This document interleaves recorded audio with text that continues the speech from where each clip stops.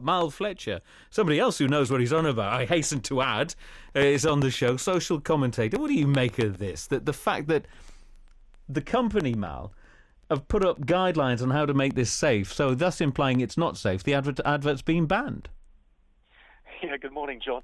Look, I think we created this culture of political correctness now in Britain where even the slightest divergence from a narrowly defined norm causes offence. So, I may see something that I'm uncomfortable with or I find a little irksome, but it doesn't mean it's harmful to other people and should be denied to them. And I think the other challenge is when it comes to children in particular, is overprotecting them. It's right to be watchful over children's safety, of course it is, but being overly protective just reduces their opportunities to learn, to take risks properly and watchfully. It reduces their chance to play, which is an important part of their social and psychological development. And we just try to create a non-threatening environment, but it ends up being counterproductive. It produces young people who can't adjust to the challenges of life. They're overly reticent and they're overly reliant on other people to make their decisions. It does seem to be, as the channelmum.com founder Siobhan Freegarder said, since when did a simple pleasure like tapping out a tune on a tin can become something for health and safety to shelter us all from? Yes, exactly. And look, there was a study a few years ago that I found interesting. It was among 20-something millennials, so young people aged 20 and over.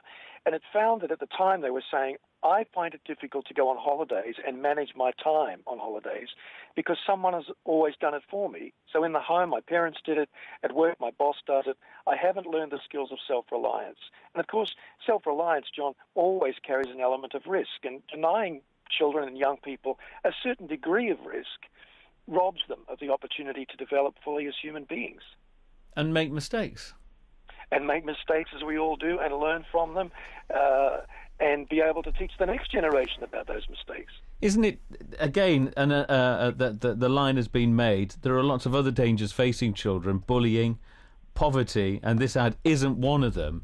Yet this ad is going to be was going to be on the TV, possibly surrounded by TV programs that show, I don't know, for instance, say if it's a police crime show, showing people doing wrong things, if it's a drama, people being killed, if it's around the jungle, celebrities eating bugs in the jungle. Isn't that now a cause for concern that we shouldn't have these programs on the TV because children are at risk? Yes, well, I mean, I would say, where are the parents in all of this? If there are risks in any of those things, then the individual parent has to make a choice. But that doesn't mean that the rest of society has to be closed off to certain things that, as I said, are irksome but not necessarily harmful to children, just because a small number of people don't like them.